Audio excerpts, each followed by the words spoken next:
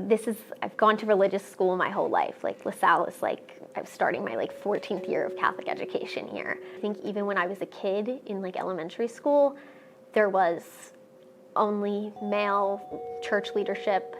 I remember there was always kind of a thing in the back of my head, how come girls can't be priests? That was something that was always kind of consistent with me. But I think that there was always favor given to boys versus girls in the classroom, especially in a religious sense. There was always this sense of brotherhood in the Bible, and it wasn't until high school and college where I was even exposed to female stories of heroism in a religious sense. Again, I think a lot of Western culture, this fierce independence, you could be yourself by yourself, and this absolute individualism and things like that. Religion contradicts all that. But I think that it also empowers, or it can empower, and certainly it could be something that takes away people's voices. It's interesting that in the biblical story of Adam and Eve, that you end up have Eve portrayed as kind of like a seductress that, kind of brought Adam under. And we see that idea a lot in literature. We see it a lot in popular culture. We see it even in legal cases. So, I think that story, or at least the way that story has been spun, sometimes works against women. You talk about Roman Catholicism because I know that the best. Okay, and historically, certainly you could see that indeed it's a very patriarchal religion, and has certainly got sexist theology in different places, and even contemporary wrestling with equality between men and women. They teach a lot about everyone's equal, and treat your neighbor as you'd want to be treated. But I do see issues in terms of either the literature, like in the Bible, where Eve came from Adam's ribs. So, in that case, she's already less of a person than Adam is. Or, even something as simple as women can't become priests or move their way up the chain, eventually become pope. I do think there's some internal and even if it's unintentional now, it was intentional before, inequity and inequality to women in religion. So when it comes to change in religion due to sexist components, I feel like there has been instances of change. There have been really dynamic women who've been stepping into these leadership roles and really leading their church in the way that they see fit, that aligns well with their ideas of God, their belief in God, and really connecting to this whole embodiment of just strong, passionate women who really care about their religion and they want to share that with others. So there's definitely been an increase in women's opportunities in the church, abilities to participate in the Mass, to have leadership roles kind of in the institution of the church, different things like that. And that progress in the church definitely was, at least in part, driven by the women in society fighting for more rights socially, and that social advancement of women leaked into the church. So regarding the suffrage movement, I think it's hard for people today, like my students today, to understand there was a time period where women could not vote, where they didn't have the right to do a lot of jobs in society, where they needed their father or their husband's permission for a lot of things. And this created a disaster for women who didn't have that husband or father figure to kind of take care of them. So I think, women fighting to get the right to vote and finally getting it early 20th century, was this kind of monumental thing of hey, we're half the country here and we want to have rights also. But the Prohibition period was when women were actively kind of campaigning to say, look, there's something going on behind closed doors here where women are being abused by their alcoholic husbands, and there wasn't anything they could do about it. There was really no legal recourse. So it was should judges really or police really be interfering in those cases? I teach about something called the 7-stitch rule, where police were told kind of informally, like, if a woman needs 7 stitches or more, then you can maybe take the case seriously. But otherwise, just kind of tell them to, relax, walk it off, tell the husband to take a walk around the block, or, if he can, sleep somewhere else tonight. So I think the kind of historical roots you're talking about of the Prohibition era, once again, it's not an issue that, oh, we've solved that and that's a case of history. Women, starting in the 1970s, had to fight for things like the right to work when they had small children, because some companies would say, hey, if you have a preschool-age child, we're not hiring you.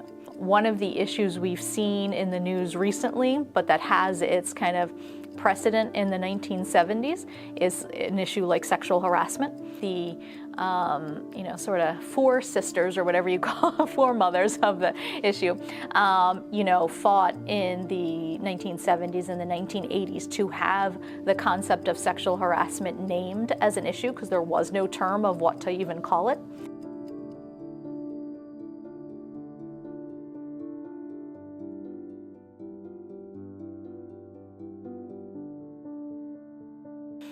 You see in the 70s, the women's movement saying, hey, wait a minute, a lot of these women want to work. In some cases, they need to work. And so you see them fighting for saying, like, let's not treat women's work as, something they can just give up the day they get married or the day they have a child. Let's instead see women's work as like part of what supports the family. But it still took a lot of time, a lot of decades for women to kind of one by one fight over a lot of those rights. In 2017, when Alyssa Milano, posted online, if you've kind of experienced sexual harassment, sexual assault, reply me too. As they say, it went viral and, it kind of exploded on social media. It was mostly women responding, but sometimes male victims also would respond. And, from there, it started getting a lot of attention.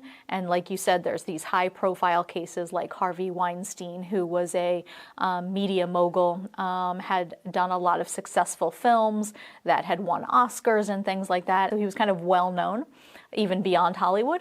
And then there's this outpouring saying, hey, Harvey Weinstein lured me to a hotel room and said it was going to be a business meeting.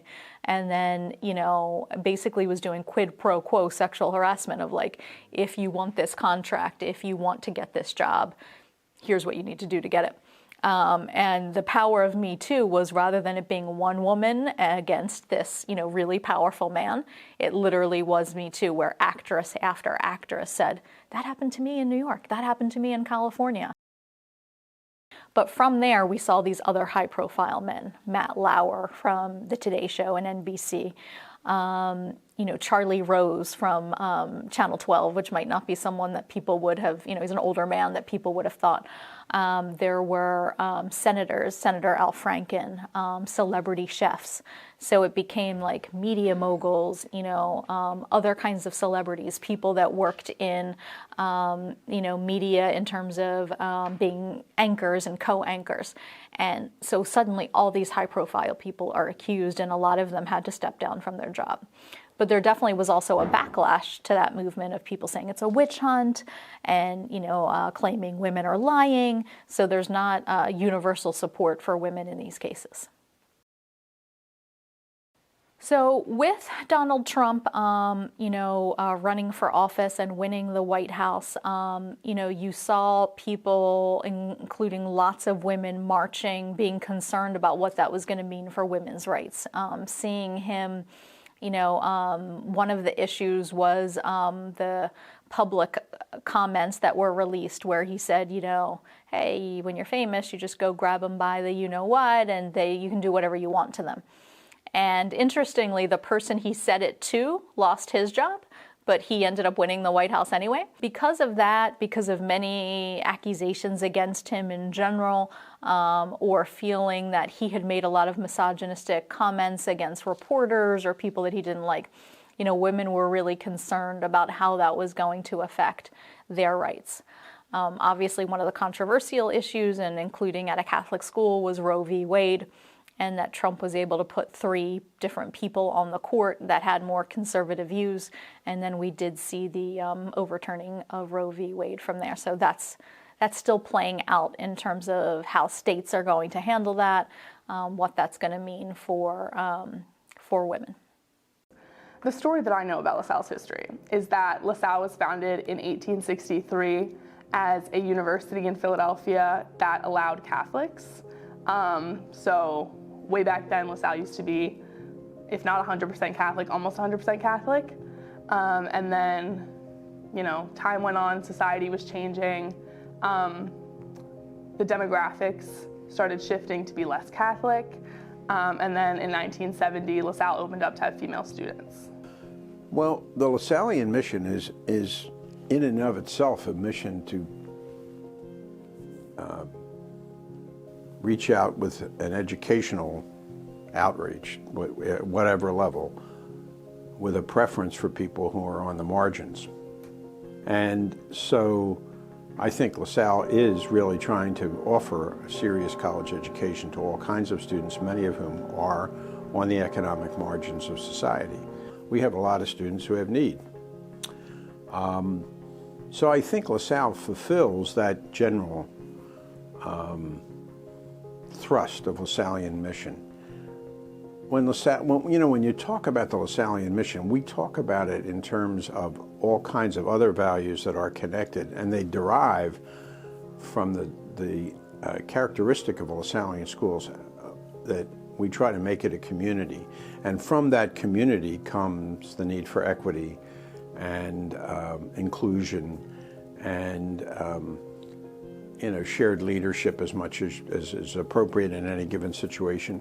I think to me, the Lasallian mission at its core is about having quality, accessible education to anyone, which was a revolutionary idea when it happened, and it's a revolutionary idea now. And I think as society has grown, that mission has expanded to be just to provide an inclusive environment to anyone based on economic status, based on gender, based on belief system. I think the Lasallian mission is just about creating a home for anyone, helping people in need, and just lifting everyone up. So I'm a junior biochem major. My current position is student body vice president, and that's also the vice president of Student Government Association on campus, aka SGA. I am also a supplemental instructor for anatomy, so an SI for anatomy, where I sit in lectures, hold group sessions. And I also work as a student STR worker, so I sit in the security booths in Katz, Miguel, Basil's. And yeah, those are all my extracurriculars. My name is Peter Ray, and I'm an accounting major. I'm involved in the honors program here at LaSalle, as well as the Business Scholars Co-op program and the four-year BSMBA in accounting program. And I'm also a member of the Delta Sigma Pi Business Fraternity, the Philosophy Club, and I'm an accounting tutor. So I am Carly Zimmerman. I'm a communications major. I double concentrate in media and journalism and public relations, and I have a minor in marketing. I'm on the dance team. I'm also in a sorority, Phi Mu, and I'm also the vice president of Association of Women in Communications here at LaSalle. So I do a lot of networking events and reaching out to alumni.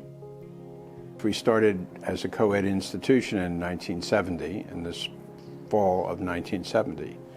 And to be honest, I don't know too much about the progression of how quickly the number of women increased. In 1984, when I started full-time, there were a lot of women students. I don't know that it was 50-50, but if it was not, it was pretty close.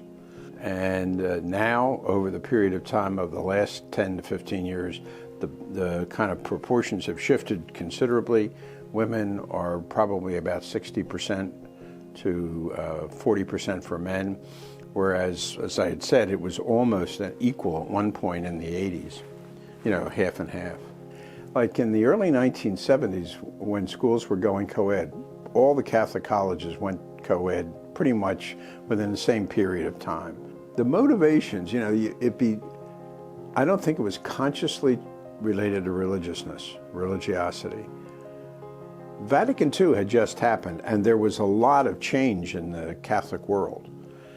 But when LaSalle went co-ed, I don't recall any discussion of it as being more appropriate because of the Second Vatican Council. It was almost pragmatic. I mean, if you wanted to have a good enrollment, you had to have a mix, and here's half the world, you know. It was just, it's what people are doing, and it's what should be done. The world has changed a lot. I come from the generation of firsts, meaning we were the first to write a Middle-States report about the status of women. I was here when we had the first woman dean of arts and sciences, right?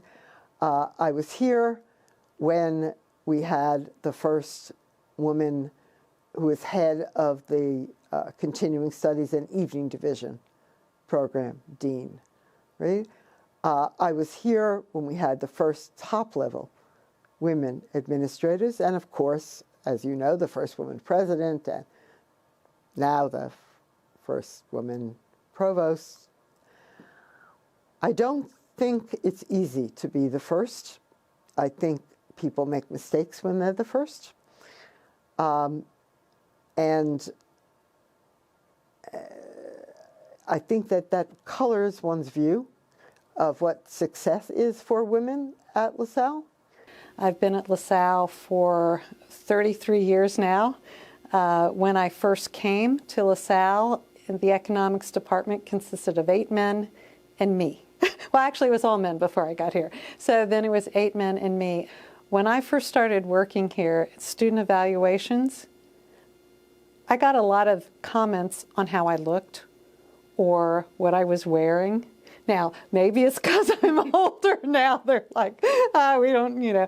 But, you know, I don't get that anymore. And I haven't got that for a very long time. Again, 30-some years ago when I first got here, I can't tell you how many people would call me Mrs. Paulin or Miss Paulin. Now, when I first got here, I wasn't married, so I wasn't even a Mrs. And so it just really struck me how there was this, I don't know, it was just hard to call a female faculty member doctor. And yet some of the male faculty members who didn't even have a Ph.D., they were referred to as doctor. Now, again, I don't find that as much now, but every now and then I'll have to mention to a young person who tends to be male, my name is not Mrs. Paulin, that was my mother. I think it used to be obvious, maybe what sexism is, calling women girls. That's not for women to do. That's not a woman's role. You know, those types of comments. I think now, though, it's almost like institutional sexism. It's like not overt, but how we early on steer people in certain paths. The sexism we see isn't necessarily overtly like putting someone down or minimizing opportunities, but rather more subtly encouraging or discouraging based on role types. I would say in most instances that I'm familiar with, equity has always been a desire and a goal of the university and of the university policies. But equity is one of those experiences that when you start looking at things through that lens, you find a lot of issues and a lot of experiences and a lot of things that may fall out of that and not be fully equitable. Or you empower a lot of some persons, many persons in some instances, to say we aren't being treated equitably in this regard. But there's always institutional blind spots that get exposed when you start pursuing equity in a conscious way. And whatever they are, they can be the obvious kinds of things or they can be subtle. I would say I think equity is upheld at LaSalle institutionally. Like, I don't think there's anything inherent at LaSalle in terms of its like how it's run, different things like that, that is inequitable. I think when people have experiences of inequity, it's largely due to like an individual student, an individual professor, and less so, you know, a greater LaSalle issue. So it was around 50 years ago that LaSalle became a co-ed university, and I do feel that there's a prevalent nature of this male dominance on campus, although our student body population is more females than males. Like I don't know exact statistics, but I think it's like 60 to 70% of our student body is females, and then the remaining percentage is male students. But I do feel that there is a very bro-ish nature on campus. I even feel it with some of my professors. They would ask like the male student in the class first for their opinion on this question. They'd be like, so-and-so, what do you have to say? Before they even turn to acknowledge the girls on campus or in the classroom. But I do feel that there are this like really like very masculine, macho man type of thing. I think there's definitely been times with male students in different classes I've had that are mostly male students, where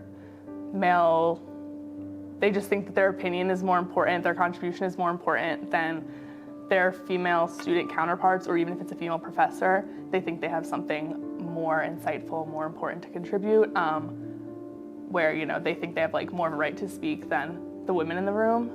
There have been plenty of times, being a woman in STEM, where being treated inferiorly by my fellow male peers. They think I'm not intelligent enough. They don't refer to me for work corrections or solutions. And so I think that that is an everyday thing. I think that throughout the years I've been here, I've been able to gain more respect through my male peers just by recognition, having classes and labs together. But those first couple of years, it was like, I really had to fight for that respect and for that acknowledgement, simply.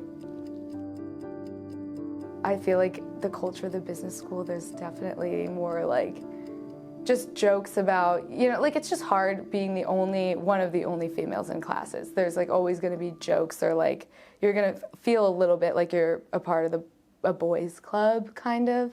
Like I feel like I have to be super confident when I'm giving presentations or doing any of that, just because looking out into a room of males is really intimidating as a female student. So that's something that I've experienced more so this year than in the past, just being in upper level classes as well. It's definitely made me feel like I kind of have to prove that I should be there and that I'm smart enough to be there, where I feel the male students just kind of, I've sat next to students who play Sudoku for the entire class, where I feel like I have to constantly be paying attention and answering questions, especially in male professor classrooms. I feel like I have to kind of prove my spot in there. I definitely think there's been plenty of times that I've been treated as an inferior by students, professors, faculty. And honestly, there's quite a few like explicit examples that come to mind that I think some people would brush off as not being sexist, but to me, like, it definitely kind of felt a punch there. I remember one time in class, I had a male professor, primarily male classroom, and the professor was asking for examples of something. So there were a bunch of different answers. And I raised my hand, say a correct answer to one of the examples he was asking for. And to me, he said, "Good guess." And to my male classmates, it was like, "Good work, good job, way to go." But for me answering the question properly was a guess, whereas everyone else, it seemed far more intentional. I feel like there's a intimidation factor walking into a classroom of males. Maybe that's just inherently like something that I have grown up feeling, but you know, walking into the class, like if I'm late or getting up to go to the bathroom or anything like that, I just feel like there's more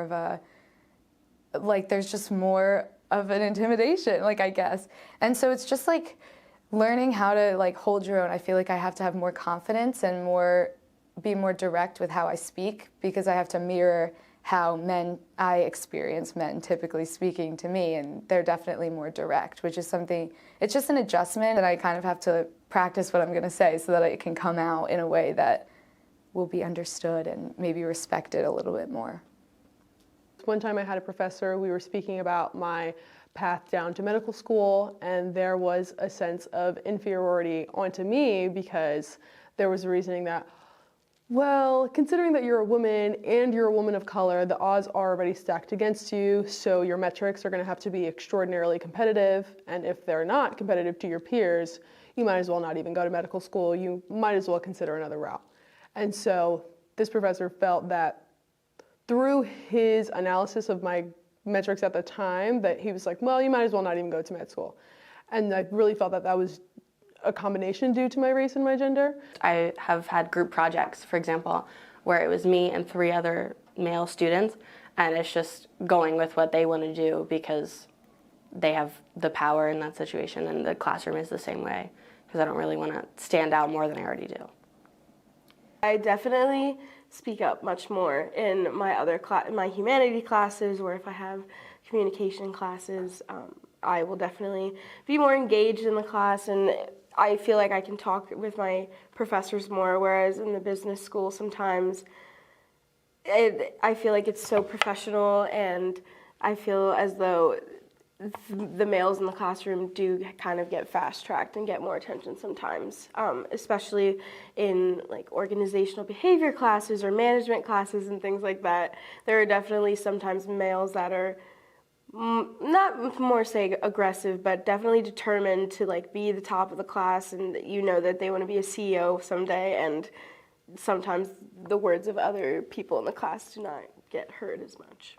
So I also feel like this is definitely outside the classroom, but like going to college is definitely like a world experience, and it's hard to hear people that you have to sit next to in class talk so poorly about women and like their bodies, their sexuality, like their smarts, their intelligence, and like you hear somebody say that at a party on the weekends, but then you're sitting next to them in class on Monday mornings. It's definitely harder to feel comfortable raising your hand, especially when you're not 100% sure you're right. It's harder to be an active participant in the classroom when you're one of the only girls in the room. So I think it's definitely been like a learning experience in terms of building my own confidence in what I'm learning about and being confident that my contributions are equal and equally as important as the male students. And I think that in those situations, the only way you're going to like succeed and be successful is when you decide you're going to be the fittest and survive among all these guys in your class. You have to kind of decide to be uncomfortable and the odd one out if you want to succeed, which is unfortunate. You shouldn't have to like really put yourself out there like that to be respected as an equal, but sometimes you have to put in more work to get the same things, I guess. I would say that as a woman student in a male-dominated major, it has definitely pushed me to work that much harder. I think that there's an expectation that I'm going to fail or that I'm not going to be as successful as my male counterparts. So knowing that that is already against me and people have that bias on me or judgment on me, I really feel that it encourages me to work that much more harder to say that my gender or my race is not a reason that I'm going to perform worse than you. And so it has really pushed me, it has inspired me, and it has motivated me to do better. When we look at the communication habits of women compared to men, I think people see sometimes what they want to see, because the research shows that your biological sex, meaning if you're XX or XY, has very little to do with how you communicate. The only real sex difference-based communication differences that are purely on sex is women are better at decoding nonverbal communication or nonverbal messages. So reading subtle cues or tone of voice, things like that. Where we do see differences is when the individual kind of ascribes to gender norms, right? So culturally, women and girls are taught here to be collaborative and communal and nurturing. So as a female, if I also subscribe to those behaviors, then you're going to see more of that in my communication. So young boys learn to play early on, very competitively. Things are mine, who's winning, what's the score.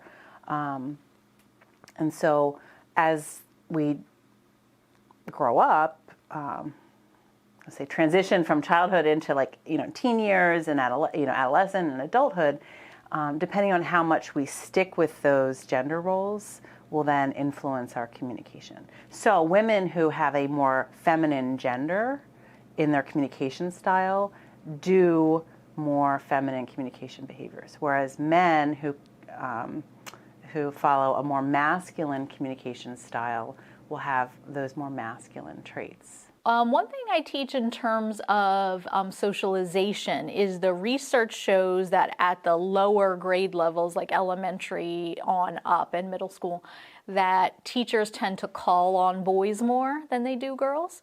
I don't believe they're doing it purposely or trying to discriminate. I think because girls tend to get better grades in school, which research shows, that they're trying to like keep boys on task and keep them involved in the debate and the discussion.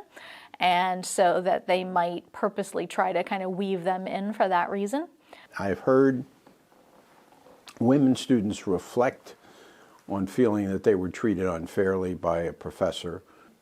Some teachers are just not as careful with what they say to people. It's human failing. And again, human beings are fallible and fall short in a lot of ways. So I have noticed unequal treatment between me and my female counterparts in my major, which is odd because it's biased towards me. I've had instructors call on me and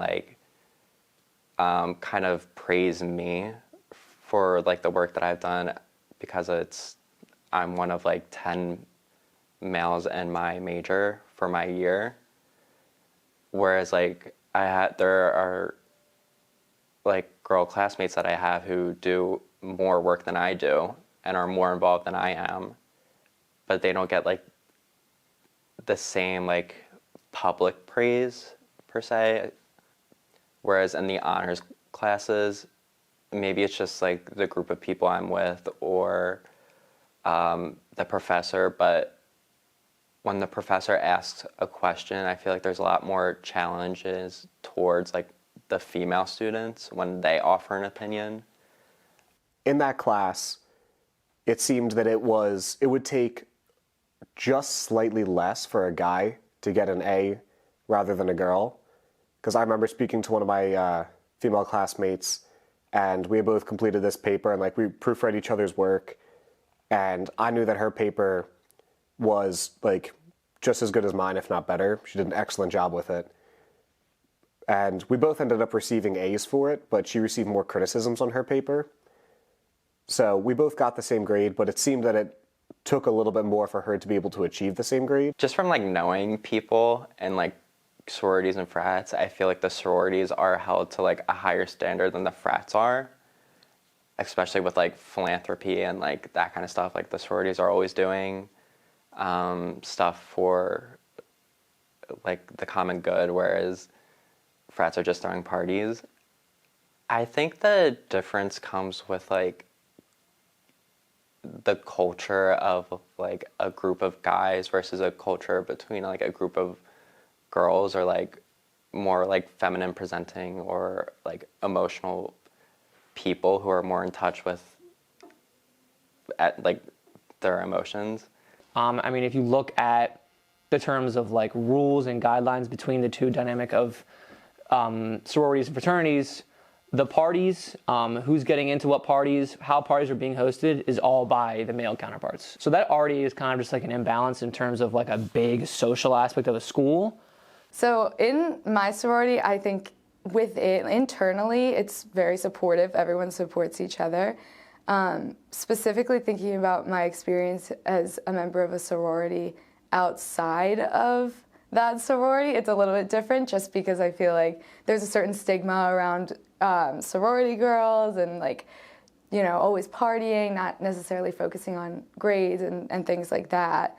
And in the business school specifically, I feel I see a lot of frat guys, they're always sitting around, they're always doing their homework, and there's still a stigma around them, but it definitely feels different than going to like a finance class as one of the only females in the class and wearing like my sorority letters. Like I'm hyper aware that I'm announcing that I'm in a sorority and that I might be diminishing what people think of my intelligence, whereas I don't necessarily know if that's the case with frat guys. And I feel like there's just a lot of fraternity brothers that are in classes together and they are able to support each other more. So that's something that I've noticed, at least in my classes. I participated in a business case with another one of my sorority sisters in October.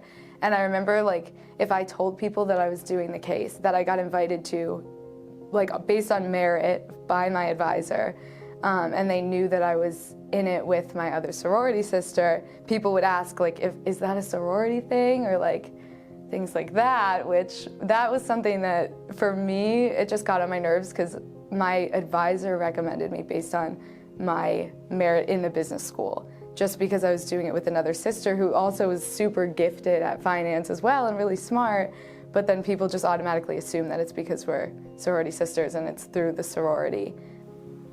I haven't seen it, but I have heard it from female athletes and how some of their coaching staff and how some of the support staff seem to privilege some of the male athletes in the male sports. Being a manager for the women's basketball team, I actually do see a team that thrives. They build off each other. They are a good team on and off the court. I may be having this bias because I am a manager, but statistically you can see whether or not you are a part of the team that they are a good team. And in terms of a female team doing good, they really only get recognized in terms of basketball if they have a star player. And ironically enough, those star players are usually only put onto a spotlight if they are conventionally attractive. Not to specifically name drop, but there are plenty of famous female college athletes, basketball, even soccer, that are notoriously put into like a spotlight because they're good, but because they're good looking and good at the sport, which already just causes plenty of inequity across the board. But there are countless of other stars and teams as a whole that are doing good that don't get nearly as much light shown on them, especially in relation to the male sporting teams. I think also that women athletes are judged more on how they look than men are. And I wish that wasn't the case, but I think that is still the case. We have made so much progress as a result of Title IX in making men's and women's sports more equal, men and women's student athletes more equal.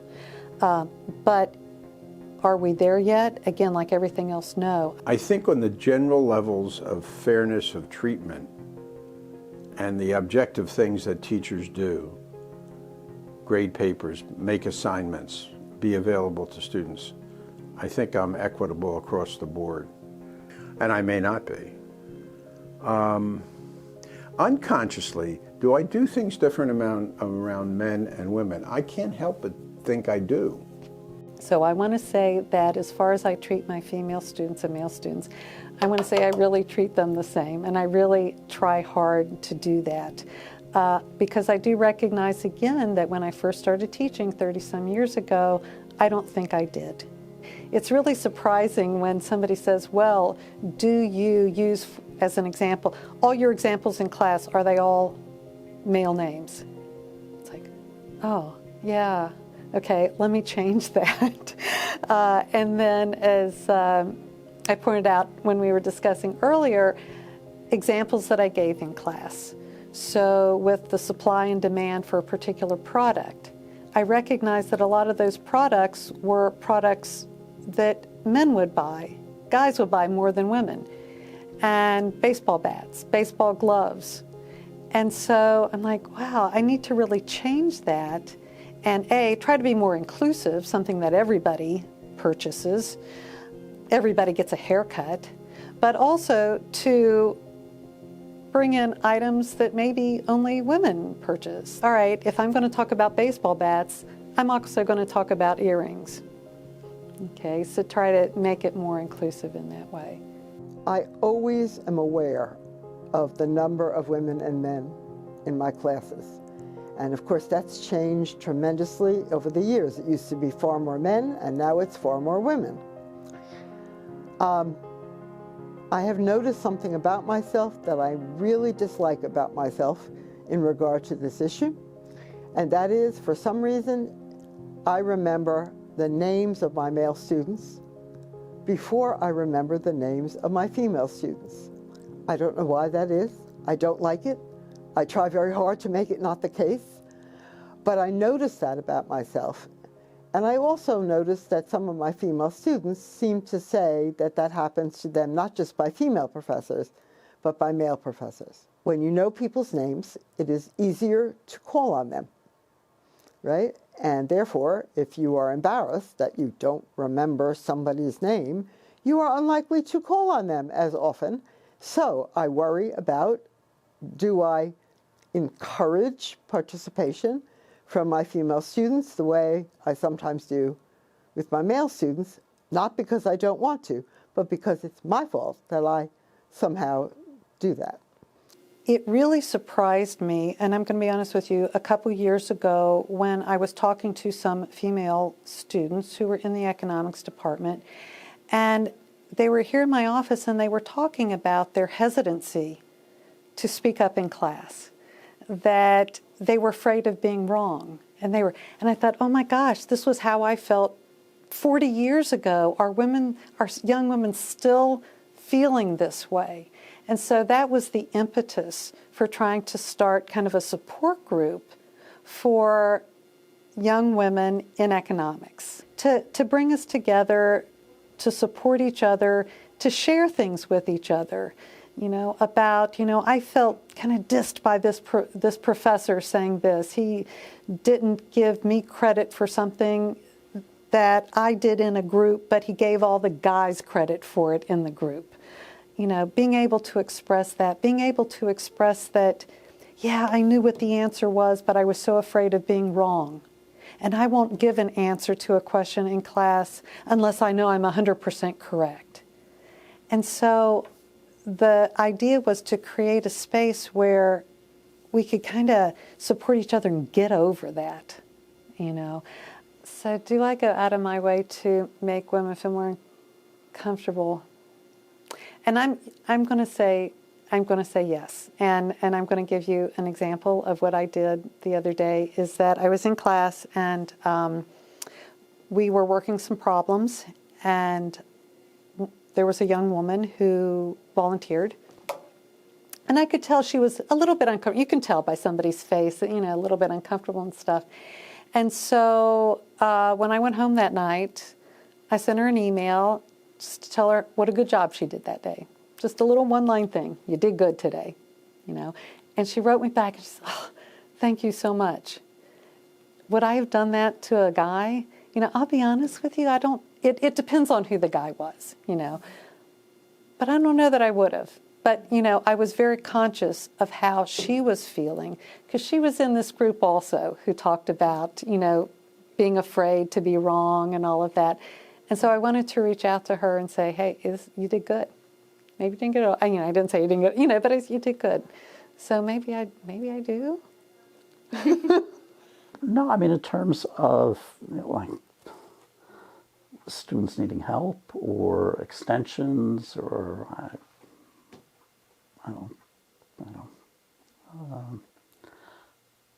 I would say that, again, personality types.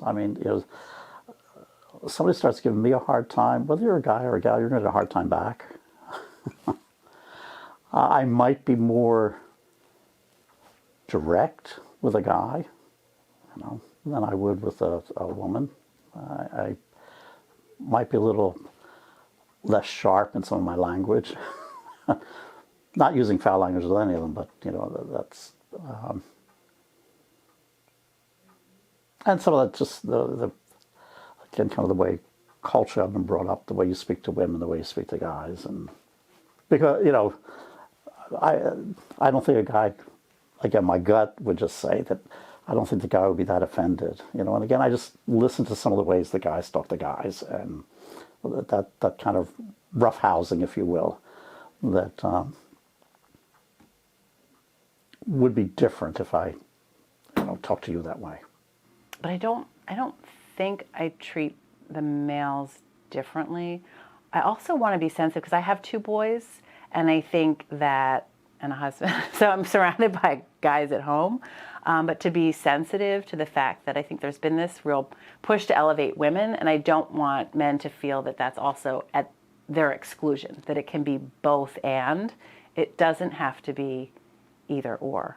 I really try to emphasize that. I mean, there's a lot of, how women have been misrepresented in the media or stereotyped and so forth. However,